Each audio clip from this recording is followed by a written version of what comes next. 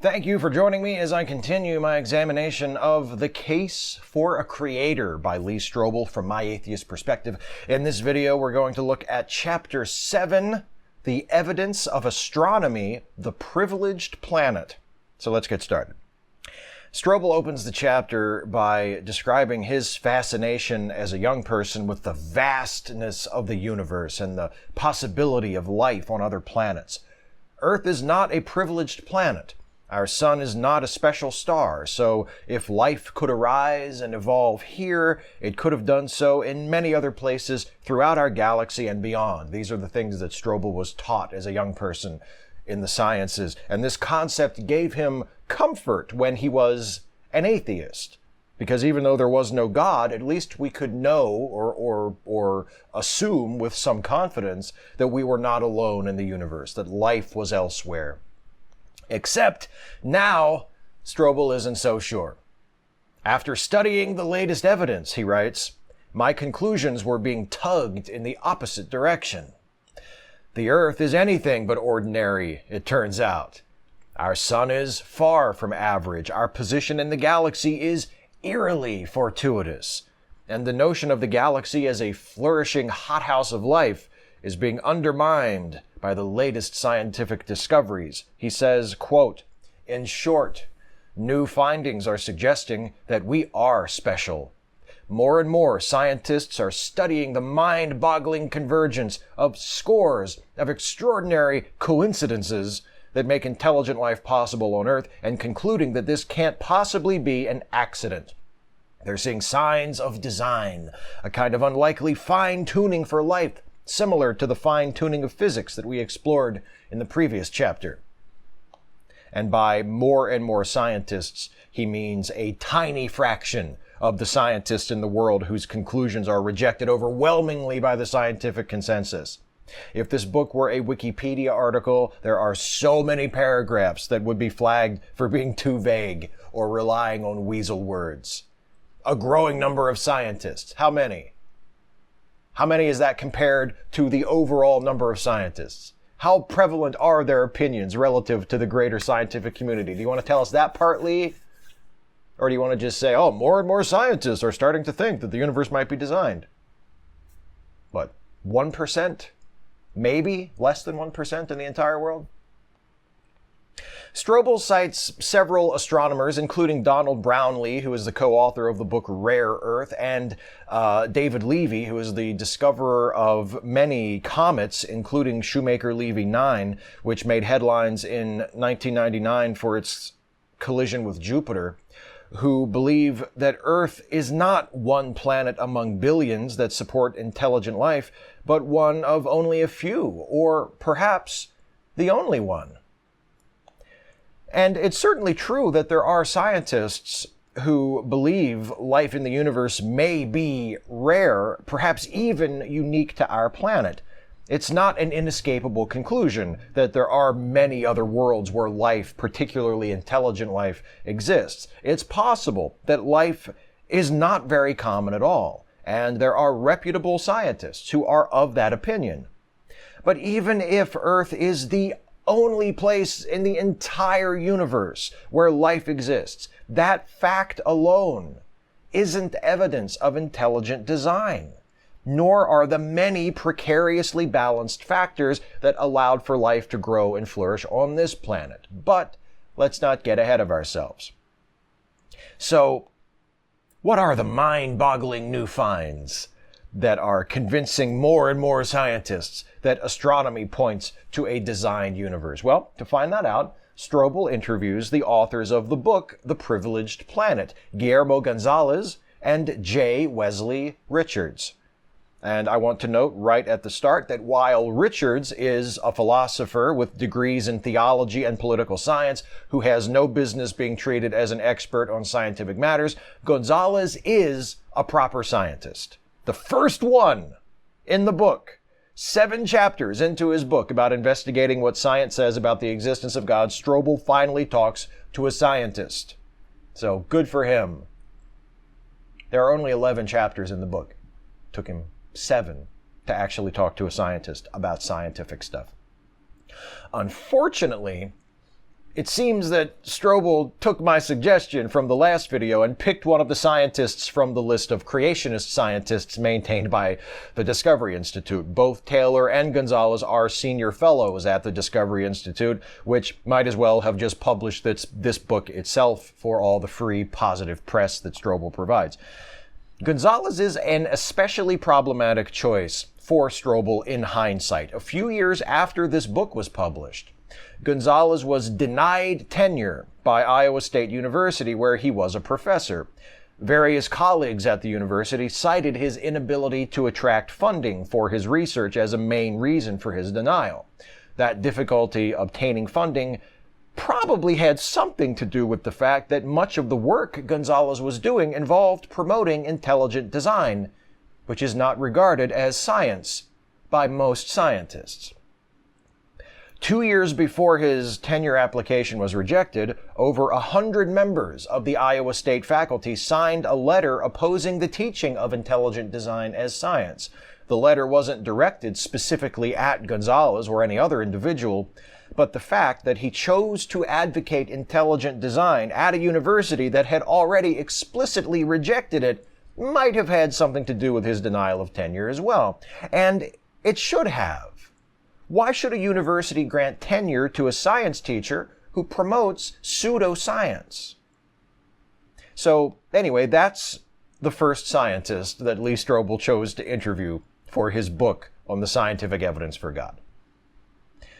Strobel cited a book called Rare Earth that was published 4 years before Gonzalez and Richard's book that also argues that life may not be as common throughout the universe as many scientists believe, and that certain conditions on Earth that are essential to life as we know it may be difficult to find elsewhere. And that book was authored by two reputable scientists, paleontologist Peter Ward and the aforementioned astronomer Donald Brownlee. And Gonzalez knows them. Gonzalez has worked with them before. In fact, he co-authored a paper with Ward and Brownlee in the year 2001 on the subject of the Galactic Habitable Zone, which we'll get to a little bit later in this chapter because it is discussed by Strobel and Richards and Gonzalez. But why didn't Strobel choose to interview Ward and Brownlee?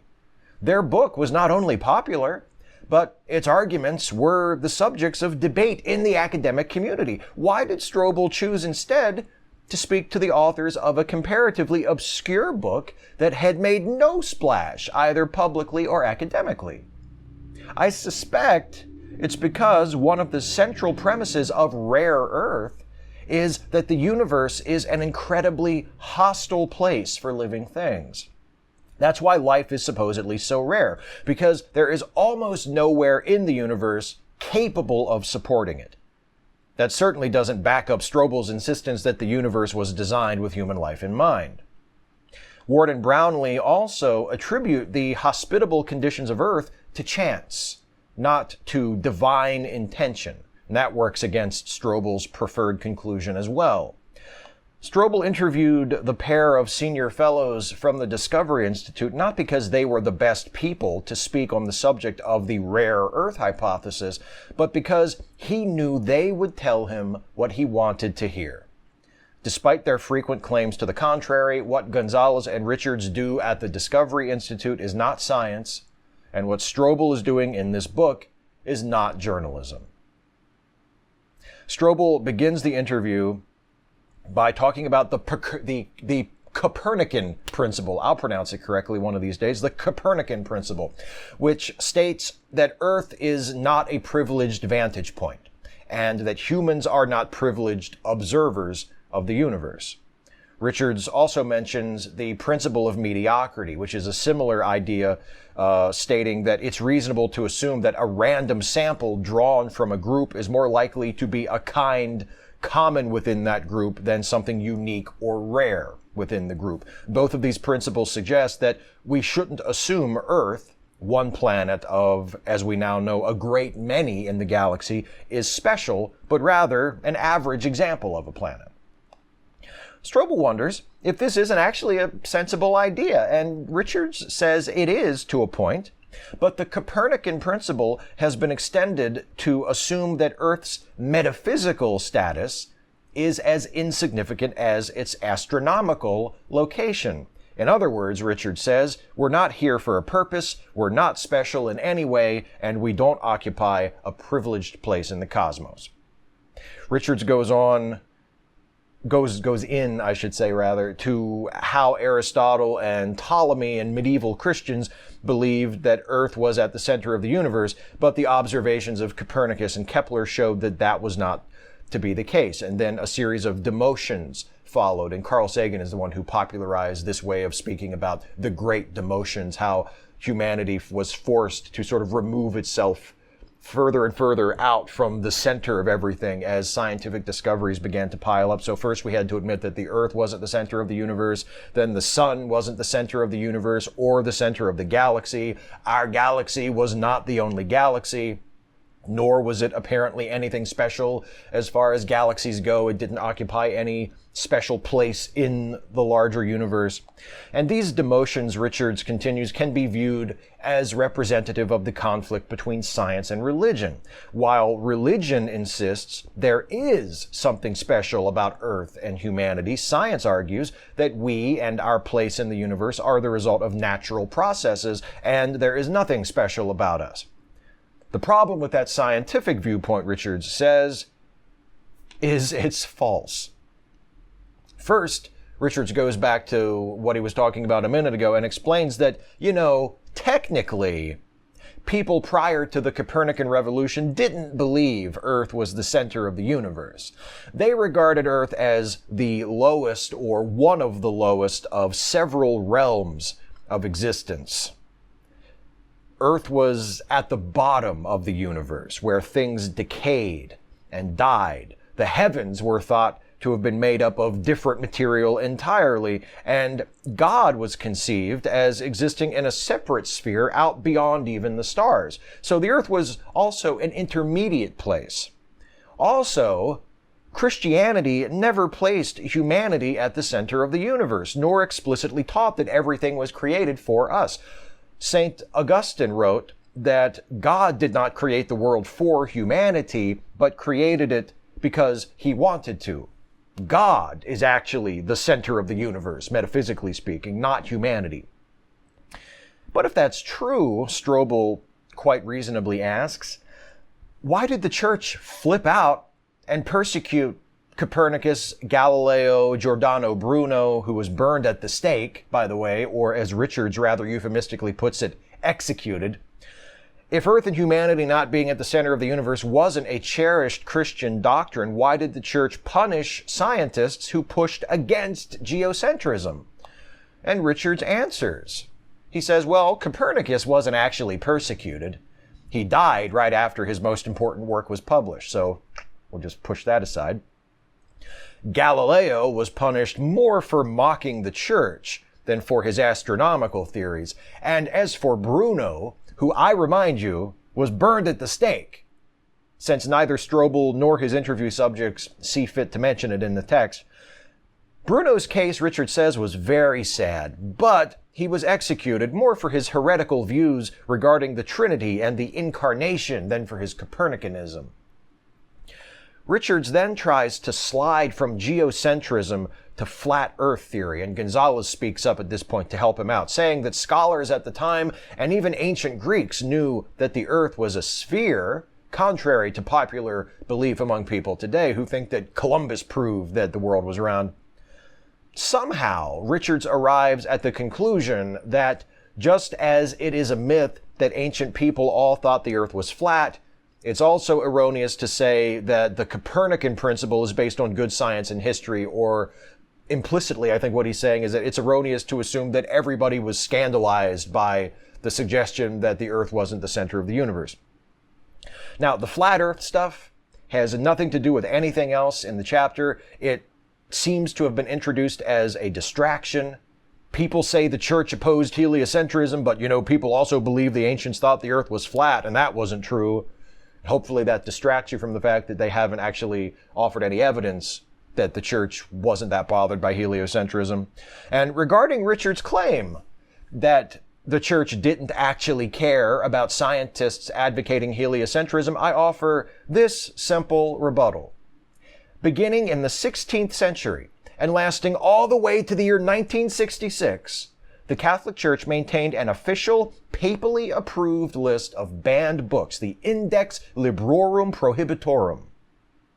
Catholics were officially prohibited from reading books on that list. The works of Copernicus and Kepler were on the list until the year 1835.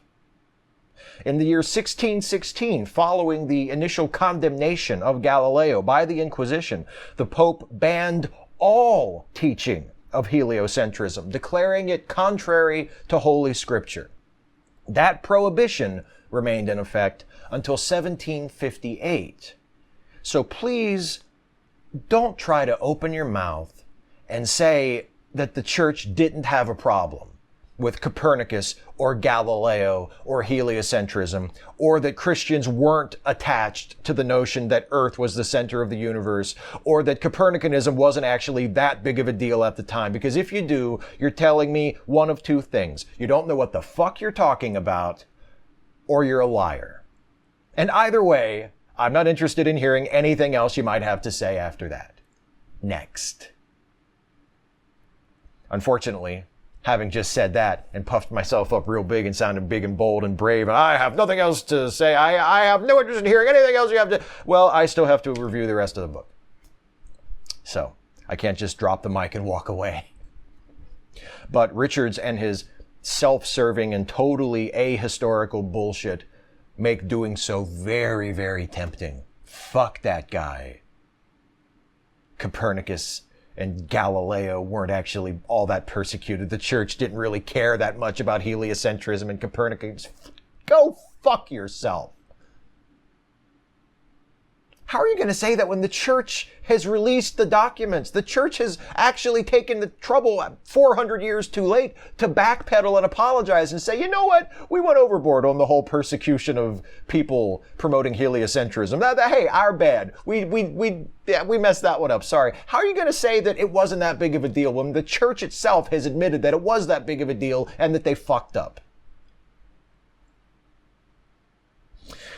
Anyway, Gonzalez takes over the conversation when the subject turns to the evidence for Earth's uniqueness. Gonzalez says that contrary to what the Copernican Principle suggests, our location in the universe, in our galaxy, in our solar system, and various characteristics of our planet itself all play important roles in rendering Earth habitable to life. And the same conditions that render Earth able to support intelligent life also make it well suited for observing and analyzing the universe. And Richards agrees, adding that he and Gonzalez are compelled to raise the question of whether the universe has been designed for discovery. Okay, let's pay attention to the arguments they actually make from here on out, because what Gonzalez just said there, that a variety of factors, including Earth's location in the solar system, our solar system's location in the galaxy, and certain conditions of Earth itself all contribute to Earth being a habitable planet, all of that is true. That's widely accepted by scientists. But it is also not the same thing as Earth being a unique or privileged planet, nor do any of those factors compel us to assume that Earth must have been designed or placed in a certain location in the universe intentionally by a designer. None of that is true. Gonzalez challenges the notion that life will inevitably appear anywhere there is liquid water and enough time for life to develop. Human life requires 26 essential chemical elements. Even simple forms of life, such as bacteria, require over a dozen. And those necessary elements wouldn't necessarily be present on any planetary body with liquid water. The problem, Gonzalez says, is that people see life as being easy to create. But life on Earth relies heavily on the geophysical and meteorological conditions of this planet. This sounds like a straw man argument to me. Is it really true that mainstream science believes liquid water is all that's necessary for the appearance of life, and anywhere that we find liquid water in the whole universe, we should always expect to find life there? I've never heard that. I have not been told that that is the opinion of mainstream science. I think Gonzalez is simplifying and mischaracterizing quite a bit there. My understanding of the current scientific understanding is that life isn't necessarily easy to create. It's just that it's far from impossible. The idea isn't that we should expect to see life on every planet where liquid water exists, but rather that we should expect to see it quite a few places besides Earth, given the fact that there are likely many, many other places where liquid water and other necessary conditions, like the presence of essential elements, exists. Gonzalez is committing the opposite error to the one he's accusing mainstream science of committing. Instead of making the creation of life out to be too easy, he's making it out to be damn near impossible for natural processes. And creationists do this a lot. They play up our bias toward ourselves, our natural instinct to think of ourselves as special. And they frame life as this mystical thing that couldn't possibly be just a biochemical process. There must be more to it, mustn't there? There must be some extra ingredient, some divine spark that makes it all work, right? They spend another few pages hammering home just how difficult it is to create life, how hard it would be to terraform Mars so that it could support life. It's not just as easy as planting a seed and waiting for it to grow, etc., etc. Then they turn to the Gaia Hypothesis, which proposes that Earth itself is essentially a single organism and that it naturally seeks conditions that are the most advantageous for life, and they all reject that. And Strobel and Richards further assert that the Gaia Hypothesis deifies the planet. And they speak about it in those terms, and they refer to it as a form of pantheism. And the person who first proposed the Gaia Hypothesis, James Lovelock, was not trying to deify Earth. He says many non-scientists have embraced the idea and framed it in pantheistic or pagan or other religious terms, which he attributes in part to his choice to name it after Gaia, the ancient Greek goddess of the earth. But he did not intend to promote the idea that Earth is a deity. Now, and the Gaia Hypothesis isn't widely accepted by scientists. It was first introduced in the early 1970s, and it's never been taken seriously by all that many people. But it is inaccurate to call it a deification of Earth, or a form of pantheism, because the scientists who developed it and continued to work on it and promoted it for decades have been very clear that they see no evidence for that, and they don't intend to promote that idea that the Earth is a god of some kind, or to deify the Earth, or to promote a form of pantheism or any other sort of religious view of the Earth through their Gaia Hypothesis. Now Strobel turns to the subject of the vastness of space. There are trillions and trillions of stars in the universe. Many of these stars are not so different from our sun. Many of these stars have planets circling them that are not so different, as far as we can tell, from our Earth. Surely the sheer numbers favor life arising on at least a few other worlds.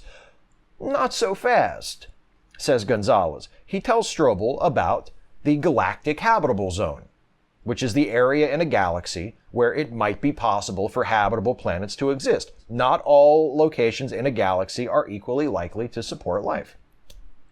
Gonzalez begins describing the conditions within globular clusters, which are relatively densely packed groups of older stars that are found orbiting larger galaxies. One of the best-known globular clusters is M13, which was first discovered and cataloged in the 18th century, and which consists of hundreds of thousands of stars. M13 lacks the heavy elements that would be necessary to create terrestrial planets. Also, the cluster is so densely packed with stars that it would be nearly impossible for planets to have stable orbits around their suns. Planetary orbits would likely be extremely elliptical because of the gravitational forces at play within the cluster, which would mean extreme temperatures on the surface, incredibly hot when the planet draws near the star and incredibly cold when the planet is far from the star. Habitability is much more likely in spiral galaxies, such as the Milky Way, because there are areas of relative stability where the stars aren't as ancient and as densely packed as the ones in globular clusters or near the center of the galaxy, but also where star formation isn't so frequent that there are supernovas going off all the time, and it disrupts the processes necessary for stable solar systems to form. Gonzalez declares that these and other factors make it so that there is only a narrow safe zone where life-sustaining planets are possible. Here's the thing about the galactic habitable zone. Lots of astronomers don't consider it a useful concept. They say that it's possible for various regions of a galaxy to be habitable at different times. And others debate how large the habitable zone is, if indeed it is a valid concept, and how to define it. Where is it? Do we talk about it just in terms of area, in terms of physical location? Do we talk about it in terms of time? How do we define a galactic habitable zone? And even if it is a valid concept, and even if it is possible to define, and it is as narrow as Gonzalez says it is, there are somewhere between 200 billion and 400 billion stars in our galaxy alone. If life is only possible on terrestrial planets orbiting in the habitable zones of sun-like stars located in the galactic habitable zone, we're still talking about hundreds of millions, perhaps billions, of planets where life might exist. And throw in the fact that there are an estimated 2 trillion galaxies in the observable universe, between 60% and 75% of which are spiral galaxies like our own, and it starts to look like there are plenty of opportunities for life to arise, even if we observe the limitations Gonzalez recommends. And by the way, unlike the meaningless probability arguments put forth in the previous chapter, all the numbers I just tossed out were based on actual observations and scientific estimates of the numbers of stars in our galaxy, the number of galaxies, and the prevalence of spiral galaxies, and the prevalence of planets orbiting sun-like stars. You can look at all of that for yourself. You can look it up on your own if you want to, and you can come to your own conclusion, decide for yourself whether or not I was just full of shit when I talked about all those trillions and trillions of galaxies. Now, none of that means that life is guaranteed to exist.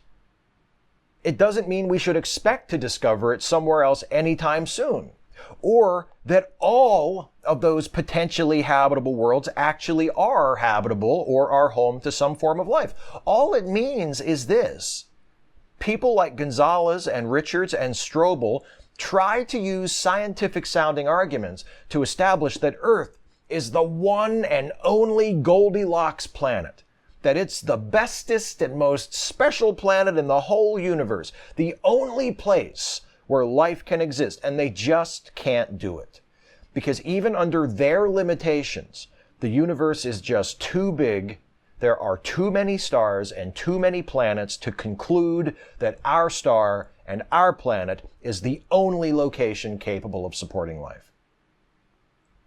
Gonzalez spends most of the rest of the chapter making different versions of this same argument. For life to exist on Earth, the sun, the moon, our orbit, our relationship with the other planets in our solar system, our relative position in the galaxy, the relatively quiet and stable epoch which our region of the galaxy has enjoyed, and many more factors, all had to be just right in order for life to be able to exist on Earth. And as I said a few minutes ago about other things Gonzalez has said, that's all true. I don't know of any significant disagreement with any of that among mainstream astronomers or cosmologists. But here's the thing, once again. Life could be one of the rarest things in existence and still be present on billions of planets. The universe is that big and that full of stars and planets. We know this. We know this via observation now. There's just no way around it unless you're arguing that there is something unique about our planet in particular, something it has or some condition it benefits from that we know no other planet has, and there is just no evidence for that. Are planets like Earth, with its particular conditions, relatively commonplace in the universe? Perhaps not. It's entirely possible that planets like Earth, with these necessary conditions for life, are in the vast minority of planets in the universe, that the overwhelming majority of planets that exist are incapable of supporting life for a whole variety of reasons. It's entirely possible that that's true. that life-supporting planets are relatively uncommon in the universe. But relatively uncommon in a universe as vast and full of stars and planets as ours just means we're talking about numbers in the millions or billions rather than trillions. But let's grant Gonzalez and Richards their premise. Let's say, for the sake of argument, that Earth is special, that it's the best place in the universe for life to exist. What could account for that? Gonzalez and Richards propose three possible explanations. Life could be an inevitable consequence of the laws of physics. Life could be a fluke that just happens by chance when conditions allow for it. Or life could be intentionally created.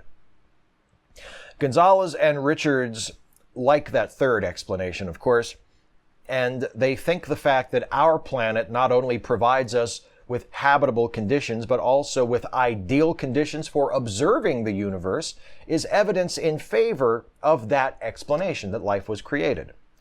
Gonzalez says that he believes the universe was designed for observers living in places where they can make scientific discoveries. And this is like saying, I believe oceans were designed for the fish that swim in them. Fish just so happen to swim in the best areas where the conditions allow them to exist. Can that be a coincidence? And that also explains why the universe is so big, Gonzalez says. It was designed for discovery. And Richards agrees. The universe is so big and we're so small so that we can observe it and explore it. You remember when these guys were saying that Christians weren't taught that they were the center of the universe? That being the center of the universe wasn't really important? Well, let me repeat what they just said. Earth is the only place in the universe where life can exist, but the universe is so big because we here on Earth are meant to discover it. That's by design. The universe was created by an intelligent designer who made it humongous on purpose and put living beings on one tiny planet, lost in the vastness of that universe. And he did that for the benefit of those people on that planet, for us, so that we could discover it. The whole universe is here for us.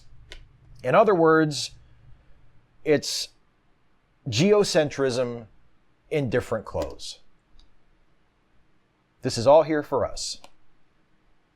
You can try to twist the theology of it around. You can say, well, God didn't make it for us. He made it because he wanted to make it.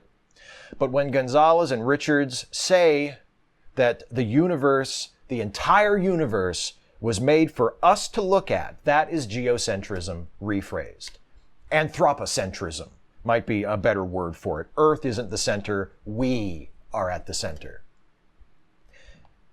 The thing is, you can marvel at the vastness of the universe. You can lose yourself in all that there is to see and discover and become entranced by the beauty of it all, the bright lights of the stars, the formations of galaxies, the unfathomably dark and cold voids between the galaxies, the large-scale structure of the universe, the unimaginable time scales at play, how long all of this has been here, how far away those galaxies that we can view through telescopes are, so that we are looking at them as they were billions of years ago.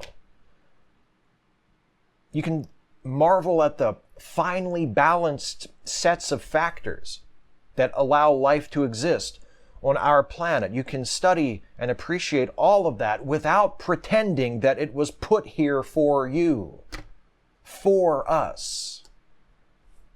We are part of the universe. We are not merely in the universe, we are of the universe. We aren't visitors. We aren't just residents. We are products. We are of it, no less than the stars and the planets. We are part of the universe. The universe is not here for us to look at. That is vanity. And it's no different from the vanity that allowed the church to persecute scientists 400 years ago whose only crime was telling the truth as they had discovered it. Appreciate this awesome universe. Study it. Learn about it. Appreciate how fortunate we are to be here. And how easy it would have been for us not to be here. But take humility from that. Gonzalez and Richards are right. We are in an ideal vantage point in space and time to observe the universe. But vanity only obscures that view.